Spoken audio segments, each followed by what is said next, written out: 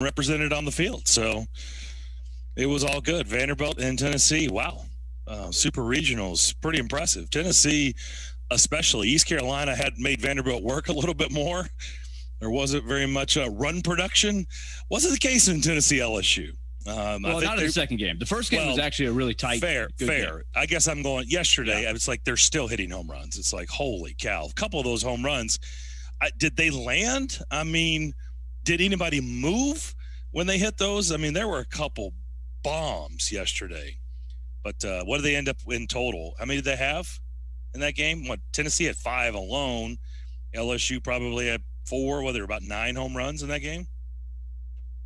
I lost count. I lost count too. That's a park where on a day like that you can hit a lot. Especially the day games I've watched. It's a launching pad. We can talk to Vince about that a little later, but we have history. We talked about it last week. Vanderbilt and Tennessee in Omaha for the first time.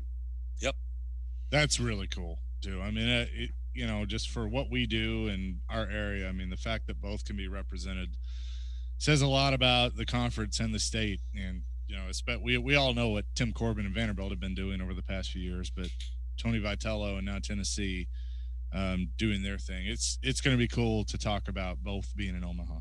And they're on opposite sides of the draw, which means they could meet in the championship 2 out of 3 for the whole shebang. Oh, can you imagine? That'd be a big deal. Can you imagine? Kind of be a big deal. Yeah. Well, I think there's probably some websites we can find once the field is set. Now, there's still odds. 2 games today that would have. Baptist and Virginia is at noon today. So a couple of surprise guests. Rubber match in that one. And they're playing in Columbia, right? That's such a weird. That lets you know that they're both surprise guests. Neither of them got to host their own super regional. Yeah. It's kind of weird to see. You see all these great scenes of Arkansas and Tennessee and Vanderbilt, all these great sites, right? Mississippi State. I mean, these places are jam packed and great atmospheres, and you turn that super regional on, and it's like nobody's there. It's like, oh, it's a big park too. You can actually have a decent crowd there, and it looks like there's nobody there. Yeah, that's right. So, so surprise guest. That's a good way of putting it. Mississippi State Notre Dame is going to be the game tonight. That'll be at 6 o'clock. You want to talk about a crowd? They'll jam close to 15,000 into that place tonight. If there's a game you want to watch tonight, that's the game. Yep. Except for wear sunglasses, because Notre Dame's helmets are very bright. They're quite bright. But luckily, it's kind of their thing. And they waxed Mississippi State last night. They did. And we're very, very much in the first game. But as we found out in Arkansas last night, you can't judge what happened in the previous game. Otherwise, North Carolina State never would have made it to Friday. Or I guess never would have made it to Saturday. Right? It's honestly an incredible story. I mean, we were actually talking about this on our trip, because Friday night, NC State lost 21-2 to Arkansas. 21-2. The next day, we were kind of going over the over/under and the line for that game. They were so fearful of the sports books, they didn't even have a money line on the game. You couldn't bet Arkansas money line. Right. You could not bet them money. Favorite. 3.5 run favorite, which you don't see. No, that usually line, every run it's 1.5. That's it's like the hockey. It's it's 1.5, and that was a 3.5. And by the way, this is how good they are. That game 2, the over under runs 11.5. What was the final? 6-5.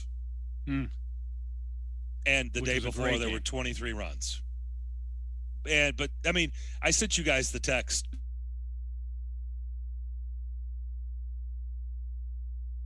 Our entire spring season, trying to tell or give up, don't quit, don't lay down. If it's not going your way, fight to the end. This is a prime example. 21-2. No one is giving. Arkansas is the number 1 seed in the country. They're in Fayetteville. No one is giving NC State a chance. By the way, they're pretty darn good. I was pretty impressed. They lose 21-2. They get totally waxed and embarrassed in a super regional game. And now they've got to beat Arkansas 2 games in a row in Fayetteville? Like, what do you think? Honestly, like the odds are. I mean, I don't even know what the speech was. The speech was, well, let's just go out and see what happens. I mean, I don't even know what you do at that point, because you can't really fathom Arkansas losing that super regional. Their season is done, and NC State's going to Omaha. To me, it's an incredible story. Now, we're going to get into something. It's not going to be right here because we are going to have Tim Corbin joining us here pretty shortly. But they made the decision to give Kevin Kopps, who we've talked about a lot on this show, his first start of the season, because he's been their Mariano Rivera this year. He's got 12 wins and 11 saves. Just think about his stats in college baseball. 12 wins and 11 saves in a season.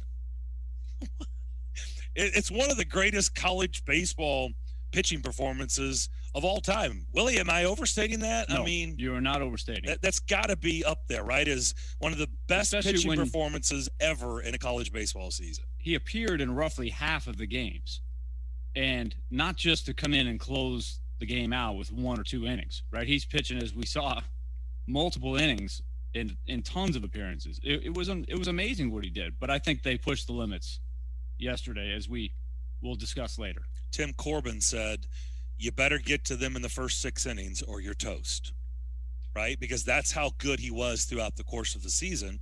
But in this case, he started. But we'll get into he came out in the 9th. He was still pitching into the 9th, and we'll get into whether that was a good idea or not. So, like I said, Tim Corbin today coming up here in about 5 minutes. We'll head east. We'll talk to Vince about the scene there at noon.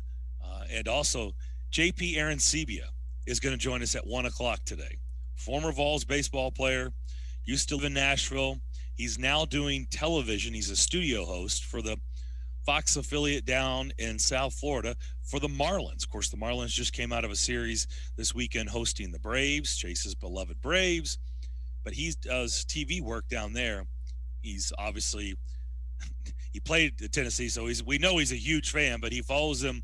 Who was it? Tony Vitello? Okay, I couldn't remember if it was Tony Vitello or if it was Todd Walker or who we talked to last week that talked about their relationship. And he's obviously very close to the program and Tony Vitello. So we're going to talk to him at 1 o'clock. So we've got a loaded show. We've got also Turron Davenport at 11, OTAs. Minicamp. People are kind of, or minicamp, minicamp. People are kind of excited about number 2 whenever he walks out on the field. Man, so. you guys, I you would not have believed the buzz. He was awesome. On Thursday, you guys missed the show. If we could have had live coverage and just done a play-by-play of just him running routes, I think we would have had an audience. It was like Twitter was just going nuts. Julio Jones is running drills. He's running drills. He's wearing a Titans jersey. It's just, it was huge buzz. And then his press conference was outstanding. It was awesome. I will say this, seeing some of the videos that were out there, just watching his footwork, like I tripped just watching it. Like that's, I tripped over my own feet just watching him. And I wasn't even moving. That's how fast his footwork was, but that's what you traded for. That was a great clip when you did the cones. Yep. And then you saw the guy before him in the line and the guy after. I don't even remember who they were. And those guys look great too, but Julio looks a little different. He does look a little different, yes. Even at 32. He stands out. Do you know why? Because he's elite. Yeah, he's elite. He's different. Darren's word of the summer. He's different. Yeah, I'm waiting for the promos, and all it is Darren going, he's elite. Look, that conversation came up quite a bit on our trip, and there were some that still are saying he's too old, he's regressing, and there was a bet made. Oh, I know there was a bet made, and I'm still. I said to our buddy, I just was like, show me where he's like you said it and I said it. Show me where he's regressing. Like I'm not following where that's happening. He played 9 games last year, 800 yards. Here's the bet, Willie. For the next 2 seasons, a point per catch, a point every 10 yards. But we're doing a bet like fantasy football style. 6 points for a touchdown. He's a huge Patriots fan. He goes by Boston Mark. He's taking Jonnu Smith I'm taking Julio Jones, and Julio Jones has to beat him by more than 50 points over the next 2 seasons. Over the next 2 seasons? Over the next now that's 2 interesting. seasons. Mm-hmm. A point it's hard to for every catch. 2 years from now. A point for every 10 yards receiving. 6 points. That's a long-range bet. Mm-hmm. Believe me, we'll remember it. Sure you will. This group is like a bunch of elephants. They don't forget any. They don't forget any bets. I can promise you. If you say, "Oh, I forgot about that," they'll send you a screenshot. So yeah, it's everything is recorded. Yes, it's documented. It's recorded. All right, let's come back and head over to West End. Let's bring in Tim Corbin and discuss yet again another run back to a familiar place, Omaha, Nebraska. Really, really good stuff. Nice win. Rocker and Leiter looked outstanding. We'll talk to Corbs on the other side as you listen to Darren, Daunic, and Chase, ESPN 102.5 The Game. Tomorrow, it's 615 Day, presented by Social Furniture. An all-day event live from Ford Ice Center in Bellevue, featuring fun for the whole family.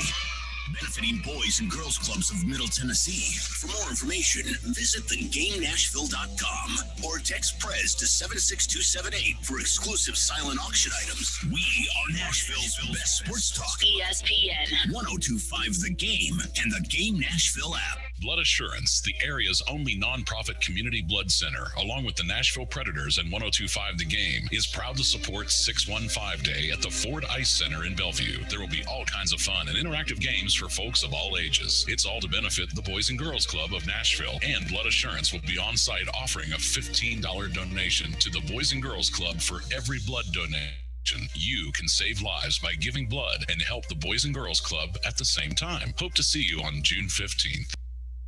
Housing prices here are through the roof. That means you're probably sitting on a ton of home equity. Maybe it's time to turn that equity into cash you can use now. Hey, Willie Daunic here talking about Loan Pronto. Loan Pronto can refinance your loan at a super low rate, pay the closing costs for you, and get you a bunch of cash out. I mean, like tens of thousands of dollars. So don't just sit on that home's new value. Use it to pay off credit card. Use it to consolidate other debt. Use it to make your home even more valuable with a new kitchen or bathroom. Loan Pronto's all-digital platform makes it fast and easy. You can get a big check in 2 weeks. And if you act now, you can even skip your next 2 house payments. 615-499-5780. That's 615-499-5780, or go to loanpronto.com. Ask about the Loan Pronto zero-cost cash-out refi. Loanpronto.com. 615-499-5780. Equal housing lender. NMLS 1661781. Subject to lender approval. Zero-cost option not available on all loans.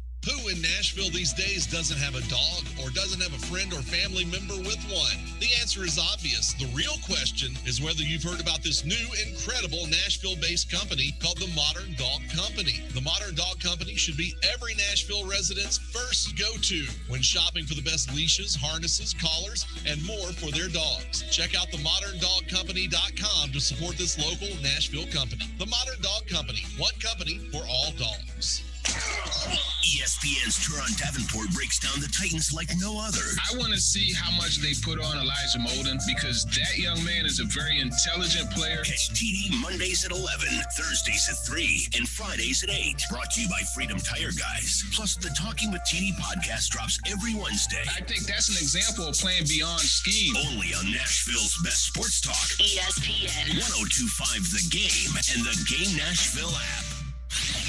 Hey, Nashville, it's Max Kellerman, and you're listening to Nashville's best sports talk, ESPN 102.5 The Game. Ready or not, Omaha, Nebraska. Omaha, Nebraska. Ready or not, Omaha, Nebraska. Pretty appropriate song for our next guest. Back here on Darren, Daunic, and Chase. Darren McFarland, Willie Daunic, and Chase McCabe with you here on this Monday morning. And yes, they are headed back to Omaha. We head over to West End. Let's bring in Vanderbilt baseball coach, the man, the myth, the legend, Tim Corbin. He's on the line with us after they beat East Carolina 4-1 and punched their ticket into the College World Series. And I'm talking about Omaha, the city, and just the bounce and the fact that you've got an opportunity to go back there in this particular year and help rejuvenate the tournament and get it back what it once was is certainly special. I think a lot of these kids will get out there and not understand really in full capacity what they have in front of them, and that's okay, because the innocence that they have is very healthy for them. But it's very fulfilling to be part of this group of 8 and in this particular year. Boy, East Carolina didn't make it easy for you guys, did they? Of course, it's not supposed to be easy. It's the Super Regionals, but for you guys, what did it? How were you guys able to keep them? We're watching all these games, and Arkansas in game 1 puts up 21. Tennessee and LSU, it's a slugfest yesterday. Tennessee puts up 15. You're seeing all these home runs and runs being scored. East Carolina can do that. Certainly, Arizona did it all season, scoring a ton of runs. How did you hold East Carolina down to 1 run in the Super Regional? I guess 2 words: rocker and lighter. That's 3 words. It's a good answer. I mean, that helps. It goes a long way, and I know that I'm not minimizing the strength of everyone else either. That I'm not saying that at all. But if you're gonna have any relevance in this tournament, you better have pretty good starting pitching. And our starting pitching was better than pretty good, because they had to hold a team down that scored a lot of runs against a lot of good teams this year. And in the fact that this series was completely different than what we did against Georgia Tech, because there were runs in that particular series. There were no runs here. The runs were very expensive. They were difficult to come by. So it just meant that not only in holding them down, but you had to hold them to a certain level, so your offense had enough to scratch to win or to produce a positive outcome on the scoreboard. And that's what Luke Murphy and Nick Maldonado pitched well too in relief. I mean, they pitched to combined 3 innings. I say combined 3 innings, 2 games, which is not a lot, which means your starters had to go 14 1/3, which they did, in order to kind of get us to where we were. But it's pitching, and then you got to play defense, and then our runs, they were few and far between, but we got a big hit with 2 outs several times during the course of the tournament, and that was the difference. Can I talk to you about, or I want you to talk to us and our audience about your freshmen? I mean, this is a roster that I have to believe, and we've talked enough with you over the years, it's not easy for freshmen to get in there and get all the quality playing time that Enrique Bradfield has done this year. Fun to watch. I'll take 3 of whatever he takes. He's a high energy guy, fun to watch. Tell us a little bit more about this young man and how could he be that effective and be out there as much as he was? He played every game this year, right? As a freshman? Yeah, he was the only one, Darren. Wow. And he's not that big a guy yet, and I say that with respect, because he's not. He's about 160 pounds, and probably right now a little bit less than that. But he's played every game. He's the only player on our team to play every game, and he stayed healthy. He's been dinged up a little bit too, and I think, as you guys know, when you hit the ground 50 times on stolen bases, that takes a lot out of your body. There's not as many stolen bases anymore, just because of the wear and tear it takes on your body. He just has developed over the course of the year, and he is a very, very confident guy. A lot of fire. It's kind of an old-time baseball look to it. I know he wears number 51, and I didn't put it on him because of Willie McGee or any other reason. It was just that was his number. That was the number available. But he does play like a kid that you would see. There's a little bit of Clemente to him. There's a little bit of Willie McGee to him. There's Lou Brock to him. There's Maury Wills. It's just that, there's even a Pete Rose element to him, because he plays so damn hard. And when you get guys who play with so much passion, with great innocence and passion, and I just hope he continues to restore that innocence that he has, because if he does, then he can be as good as he wants to. And he's going to get stronger. He's going to learn more about the game, but he's got an acumen already that kind of helps him and bring out his skills. And he just is attacking in every bit of him and every fiber of him. Yeah, if I were Ray Fosse, I would not be behind the plate. You're right. This is going to rep him too. Speaking of, real quick, the glove, the now when they're getting on. You just talked about all the stolen bases and the throwbacks to the to first base or whatever. When did that I miss the whole, when did that become the thing where now that's what everybody has? And you're talking about the oven mitt. Yeah, the oven mitt. Right. Yeah. Yeah. How did that all come about? I think it came back a few years ago, and I first saw it. I remember Buddy Reed. I don't know if you remember Buddy Reed. He was a kid from Rhode Island who played at Florida, and he got on first base and he put on this thing, and I thought, what is that? And it was a contraption that took him a few minutes to put on, because you have to really put it over your hand and a little bit of your arm too, and your wrist, and then you wrap it together. And really what it was a contraption made, and I don't know by who, for base stealers who like to run that slide head first into the bag so they wouldn't jam up their fingers. And it's certainly a help, and it probably has saved a lot of people a lot of time and digits, in terms of broken bones and so on, especially on turf, where you gain a lot of momentum when you slide into the base. So that was developed about 6-7 years ago, and now you see a lot of base runners wear them. And we have to here too, because Alex Blandino, who's now in the big leagues, we were playing in 2014 Super Regional here, and he slid into third base on a triple. And when he got up, because it was 95 degrees, all the skin on his left hand was completely taken off. Oh. And he was of no good. It was done. He was done. He played, but he wasn't the same player for the next 2 games. And what happens with our turf is you need to cover your hands when you slide, because whether you go butt first or head first, you're dragging your hands, and the temperature of the turf and the sliding and the friction just causes a lot of damage. So yeah, that's what that glove does right there. Ooh. Tim Corbin is with us. Speaking of slides, Corbs, one of the slides of the year has got to be Bradfield's dive into home plate to that back sliver of the base to avoid the tag, where it looked like the throw did beat him, right? And you're thinking there's no way he's going to make it, but somehow he did. The situational hitting, being able to put a ball in play and then having a slide like that, it made so much difference, as you were talking about, in the context of how runs were at a premium this weekend.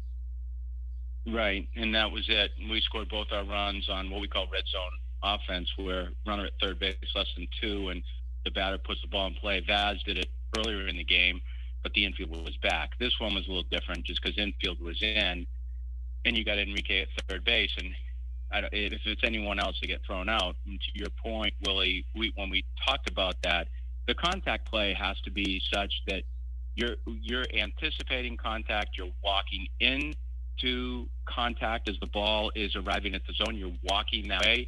And when you got to be moving. And I say, when it's hit, you say, well, of course you wouldn't keep moving on a fly ball or line drive. Well, initially you would until you read the flight of the ball, then you fight to get back. But if you hesitate 1 second on a contact play, you're done. And Mookie Betts pulled it off. I keep belaboring this, but I told him initially before he scored, I said, go feet first if the catcher has the plate covered. Otherwise, you can go away from the plate, slide head first. Well, the catcher just gave him just enough of a sliver, as you said, of the plate to open it up for him, and he slid to the backside of the plate and dragged the left hand to the plate before the tag was made. And it was just a great play. It was a great burst, it was a great read, and it was a great slide. And if those 3 things don't happen, he's out. And that on in this postseason for you. I love stories like that for somebody that's been on a team for a while. He's had to really wait his turn. You got a lot of depth on your roster, and he was ready when he got the number called here. That's just, you got to love the perseverance and the payout there. Yeah, you do. And you said it, because you have to, your spirit can't be dampened through the year. If your spirit's dampened through the year because you're not playing, you don't get to that point, because what improved.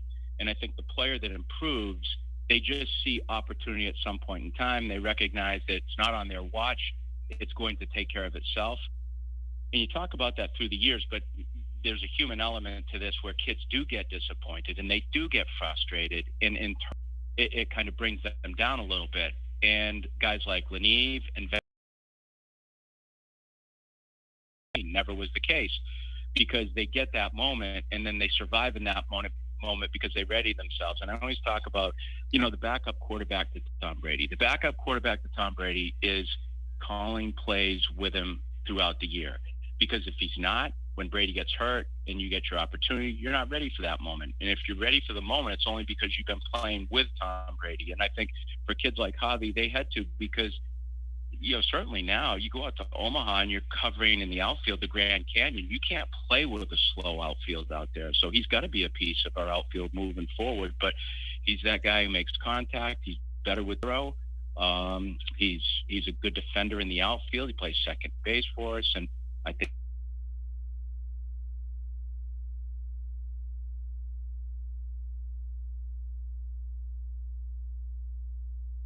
the regional and the super regional with the minimum amount of innings, except of course for the epic game, the 11th inning 5-hour game against Georgia Tech, where you had to use a lot of people. But in doing so, there's some depth pitchers that probably need a little bit of work between now and the time you guys take the field in Omaha, where everybody's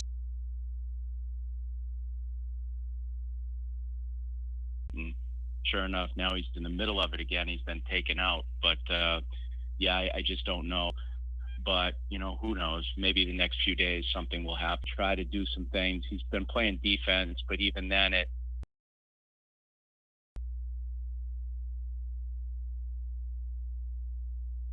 just not right. But we've put an MRI on it. We've done a lot of testing on it. And it could be some small fractures, but nothing is really showing up. And I think it's quite frustrating. Well, I know it's quite frustrating to him. We're talking to Tim Corbin, Vanderbilt baseball coach, as they get ready to head to Omaha once again for the College World Series. You brought up Carter Young, and that's who I wanted to ask you about, because we've talked to you about him and then his injury, battling through the shoulder, and he certainly, you can tell, has been feeling that. But what did that hit for him on Saturday? What do you think that kind of did for his confidence of, even though he's still he's still banged up, he was able to really come through at a key moment?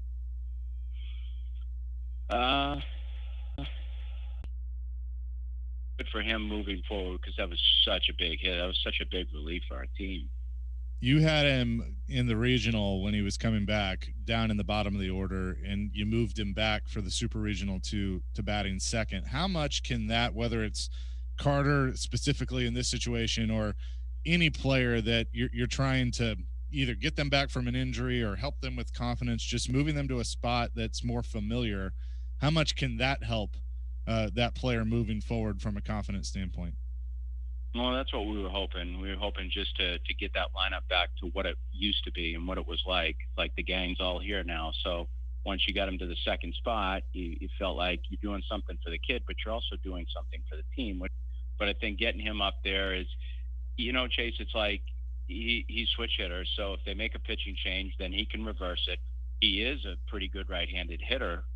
In some cases, he's got more loft from the left side, more line drive striking ability from the right side, but there's a lot of contact, and there wasn't as much contact this past weekend with him from the right side. But you feel like you can kind of diffuse pitching situations too with him up there. So we're gonna ride him out now. I mean, he's in that position, and he's going to use.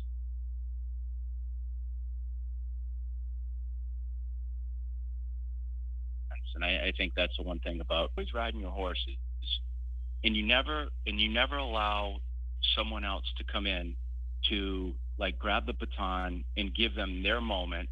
Then your team always feels like, okay, the only time we have a chance, you send those mixed messages to your team that we can only do this if such and such is out there, which is not true. That's not true. We've shown several times that you don't have to be at full capacity as a roster or as a starting lineup to have the same people out there to compete and win. And I think it's just getting guys to have great awareness of themselves when they can speak to you in a truthful way, that they know that they can't go any further. It's almost like that fine line of knowing they want to compete, they don't want to get taken out, and then that line where they say, okay, I want to stay.